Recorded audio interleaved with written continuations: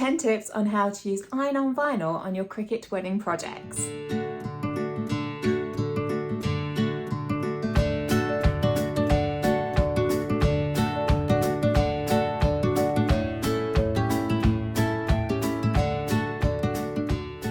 Hi guys, it's Rebecca from Bride Society, and as you may know by now, we have a lot of Cricut tutorials on our channel. But I got to thinking about how to quickly help you with your wedding Cricut projects to really kind of get you started, because I know a lot of people maybe buy a Cricut machine for their wedding, and kind of getting started is kind of the hardest part. There's a bit of a learning curve. So there is the whole playlist that I will link for you, so you can get straight to any like individual projects that you want a really in-depth tutorial about. All the clips you'll see in today's video do have in-depth tutorials, and I'll link those individual ones in the description box below as well if you want to access those. But for today, we're just focusing on iron-on vinyl. So this is using sort of heat transfer activated vinyls to get onto your projects. So this can be a whole heap of things, a whole range of stuff on our playlist for you, from luggage tags to slippers to robes. These are just a few of them that are on our channel. There's so much you can do, and we keep adding to this playlist all the time, so do keep an eye out on that. So don't forget to subscribe to our channel so that you don't miss any upcoming tutorials. But for now, we have got 10 tips for heat transfer vinyl to get you going.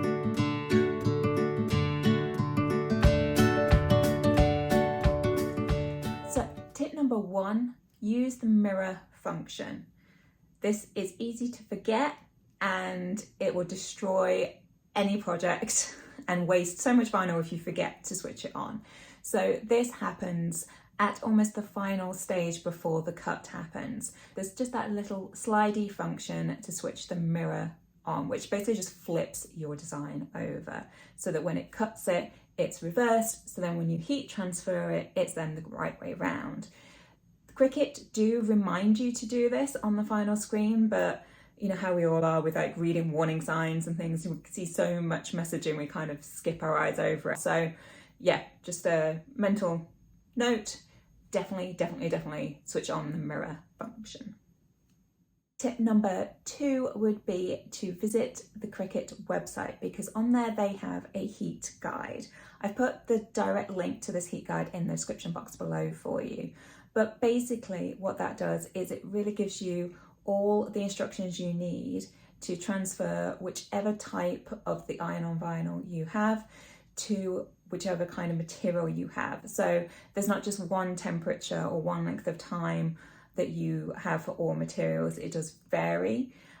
So you can use their really handy little drop down menus to select your type of vinyl, because things like the foil heat transfer vinyls might have a different length of time to your standard iron-on vinyl, for example, and using cotton will have a different length of time potentially to using silk or wood, for example. So there are a lot of variations, but their tool is great and will let you switch between centigrade and Fahrenheit. It's a very useful tool, so definitely check that out.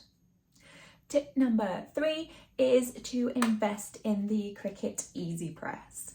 I cannot tell you how invaluable I have found this over using the standard iron. I started off trying to use an iron, it's like I'm not spending any more money on this. And then I made one attempt, with one project, several attempts with one project, and then quickly went out and bought the Easy Press and the mat that goes with it as well. You're just going to get a much higher success rate and consistently. So I would highly recommend the Cricut Easy Press.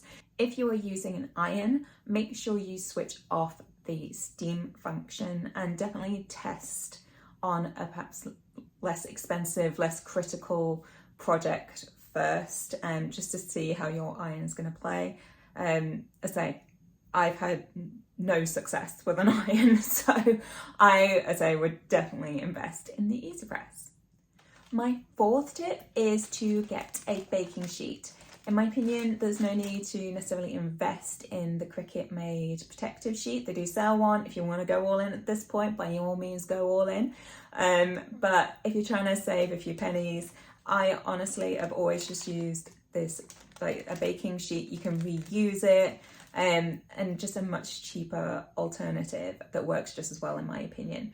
So you use this basically to protect your project. So especially important if you're using an actual iron. I still use it with my Easy Press, just to err on the side of caution. So it just protects the surface of the fabric that you're transferring onto. Tip number 5, always make sure you're transferring onto a flat surface. So, I mean, obviously, like when you're actually doing it, you know, you want the surface to be flat, but what I actually mean is that the material itself is flat. So you might be doing things where there's sort of a seam getting maybe in the way of where the vinyl is going to go. So you will need to work around that, and also position then your Easy Press or your iron or whatever it is that you're using sort of around the seam, so that you can get a nice good flat seal to your project. If it's sort of slightly raised in one place or another, it won't transfer the vinyl properly or at all. Then it will cause you problems. So just be free and clear of like seams in garments. Design your Cricut project appropriately so you can avoid those. Tip number 6, Cricut always recommends that you preheat your project that you're transferring your iron-on vinyl onto before you actually make the transfer. This can sound like a bit of a sort of excess step, and you're wondering, why am I doing this? But actually, I find it a really helpful step. So, I mean, it helps to give your project a kind of bit of an iron so it looks nice afterwards. But what it does is that it makes obviously the surface slightly warm. So then when you lift the Easy Press back off after that 5 seconds and to position your vinyl onto the project, it means that the surface becomes slightly tacky to the carrier sheet of the vinyl.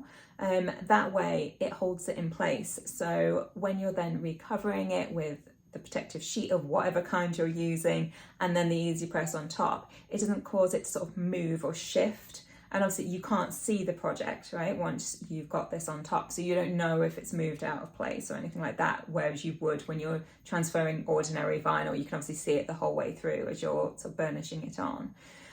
So that tackiness is just really helpful, but it's not so much that you can't peel it off and stick it back on if you think, oh, I've not quite got that in the right spot. It just, let's say, just slightly tacky, it just holds it a little bit. So you can kind of fuss with it until you're perfectly happy with the position that you've got, and then it won't then budge super easily once you're trying to put everything else on top.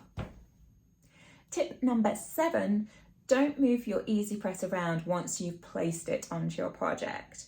So by that I mean like not making it like you're ironing a t-shirt, even though your brain might want to kind of do that because it's maybe used to, like, you know, particularly if you're using an iron to actually ironing something, you need to hold it still and for the allotted time that obviously it says on the heat guide.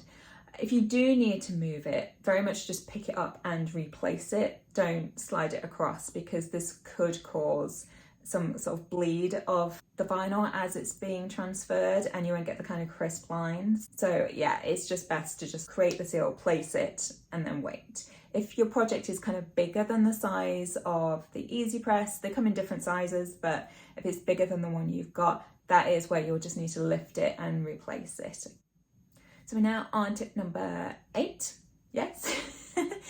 And this is about if you're layering vinyl. So this is very specific to particular projects where you're using more than one type of iron on vinyl. So probably happening because you are trying to add different colours to the project, because you can only add one colour at a time. So this means that you're potentially having to add heat on top of heat on top of heat, because you're layering vinyl on top of vinyl on top of vinyl. This obviously isn't such a problem if you're placing your different colours on different parts of the project, but if you're placing the different colours on sort of top of each other in different segments, obviously the vinyl that you place first is going to end up with a lot of extra heat on it, and vinyl can melt It can also obviously melt your base material that you're transferring onto, damage it. So we obviously want to avoid this. And so to do that, you can actually reduce the amount of time that you place your EasyPress iron, whatever you're using, onto the project for.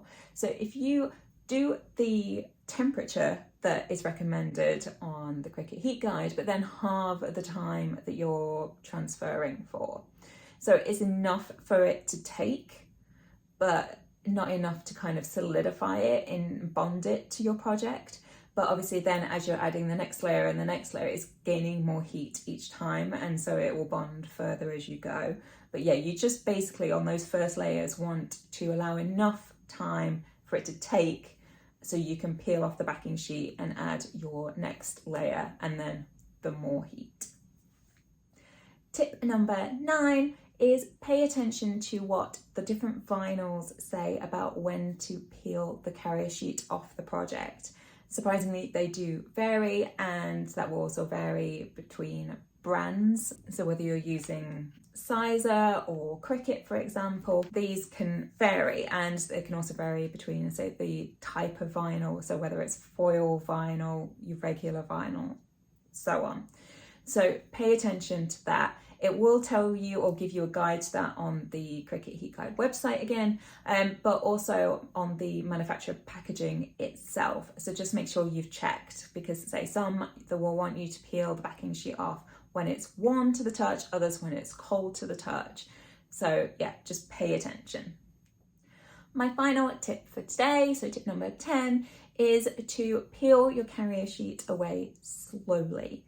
So this is because obviously it might not have transferred fully, and you don't want to damage the vinyl by ripping it off like a band-aid. So just peel away slowly, peeking just to check that it has transferred. If it hasn't, you can always recover it, put the protective sheet back on and replace your heat implement of choice, and add a bit more time. You can't take time away, but you can add it. So if you're unsure about how long you want to do something for whatever reason, I would err on the side of caution, because going too far will either burn your material or melt your vinyl, and obviously you can't undo that.